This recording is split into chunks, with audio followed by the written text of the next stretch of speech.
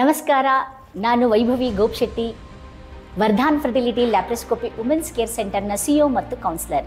ಇವತ್ತಿನ ದಿನ ಮಹಿಳೆಯ ದಿನಾಚರಣೆ. ಎಲ್ಲರಿಗೂ ಮಹಿಳೆಯ ದಿನಾಚರಣೆಯ ಅಂಗವಾಗಿ ಶುಭಾಶಯಗಳು.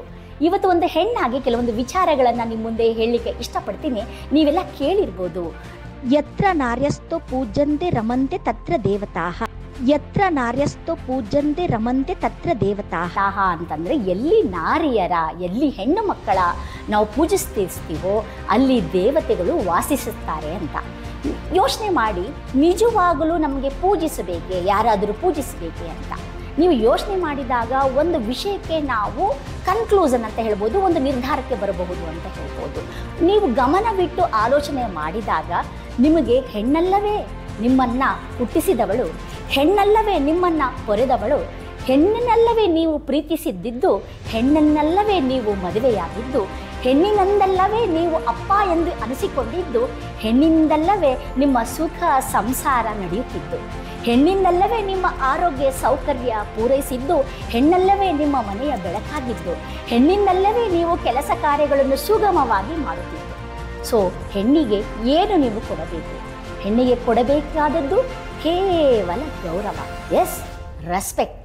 All women needs only respect. ಒಂದು ಹೆಣ್ಣು ಭಾಳಷ್ಟು ತ್ಯಾಗಗಳನ್ನು, ಸಹನೆಗಳನ್ನು ಮಾಡ್ತಾಳೆ.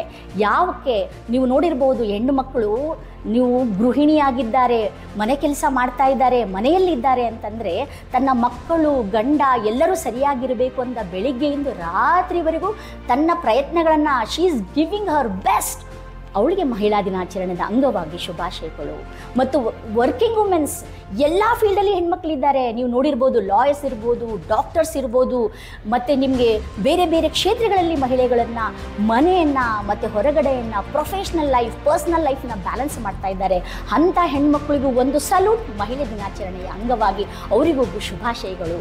ಪ್ರತಿಯೊಂದು ಹೆಣ್ಣು ಮಕ್ಕಳು ಹುಟ್ಟಿದವರು, ನಾನು ನಮ್ಮ ತಂದೆ ತಾಯಿಗೆ ನಾನು ಪ್ರೌಡ್ ಫೀಲ್ ಮಾಡಬೇಕು, ಒಳ್ಳೆಯ ಅಂಕಗಳನ್ನು ತರಬೇಕು, ನಾನು ಡಾಕ್ಟರ್ ಆಗಬೇಕು, ನಾನು ಇಂಜಿನಿಯರಿಂಗ್ ಮಾಡಬೇಕು, ನಮ್ಮ ತಂದೆ ತಾಯಿ ನನ್ನ ಪ್ರೌಡ್ ಫೀಲ್ ಮಾಡಬೇಕು, ಹೆಣ್ಣಿನ ಹೆತ್ತಿ ಸಲುವಾಗಿ ಅಂತ ಫೀಲ್ ಮಾಡ್ಕೋತಿರಲ್ಲ, ಅಂಥ ಹೆಣ್ಣು ಮಕ್ಕಳಿಗೂ ಒಂದು ಸಲಾಟ್ ಮಹಿಳೆ ದಿನಾಚರಣೆಯ ಅಂಗವಾಗಿ ಶುಭಾಶಯಗಳು. ಮತ್ತು ಇನ್ನೊಂದು ಮುಖ್ಯವಾಗಿ ಹೇಳ್ತೀನಿ, ಒಂದು ಹೆಣ್ಣು ಬಂಜೆತನ ಅನುಭವಿಸಿ ಮಕ್ಕಳಿಲ್ಲ ಅಂತ ಅಂದುಕೊಂಡು, ಒಂದು ಮರುಜನ್ಮ ಅಂದುಕೊಂಡು ಇಂಜೆಕ್ಷನ್ ಚುಚ್ಚಿಕೊಂಡು ತಾನು ಕನ್ಸೀವ್ ಆಗಬೇಕು, ಒಂದು ಮಗುವನ್ನು ಕೊಡಬೇಕು ತನ್ನ ಗಂಡನಿಗೆ, ಗಂಡನ ಮನೆಗೆ ಅಂತ ಅಂದು ಟ್ರೀಟ್ಮೆಂಟಿಗೆ ಒಳಗಾಗ್ತಾಳೆ. ಅಬಾರ್ಷನ್ ಆಗುತ್ತೆ, ಕೆಲವೊಮ್ಮೆ ಡೋನಾರಿಗೆ ಹೋಗಬೇಕಾದ್ರೆ, ಕೆಲವೊಮ್ಮೆ ಸರೋಗೆಸಿಗೆ ಹೋಗಬೇಕಾಗುತ್ತೆ.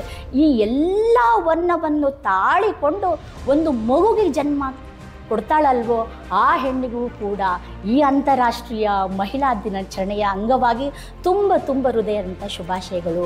ನೀವೆಲ್ಲ ಕೊಡಬೇಕಾಗಿದ್ದು ಕೇವಲ ಗೌರವವನ್ನು ಕೊಟ್ಟು ಹೆಣ್ಣಿನ ಒಂದು ಉಳಿವು, ಸ್ಥಾನಮಾನವನ್ನು ಉಳಿಸಿ ಅಂತ ಹೇಳುತ್ತಾ ಎಲ್ಲ ಹೆಣ್ಣು ಮಕ್ಕಳಿಗೂ ಅಂತಾರಾಷ್ಟ್ರೀಯ ದಿನಾಚರಣೆಯ ಅಂಗವಾಗಿ ಶುಭಾಶಯಗಳು. Thank you.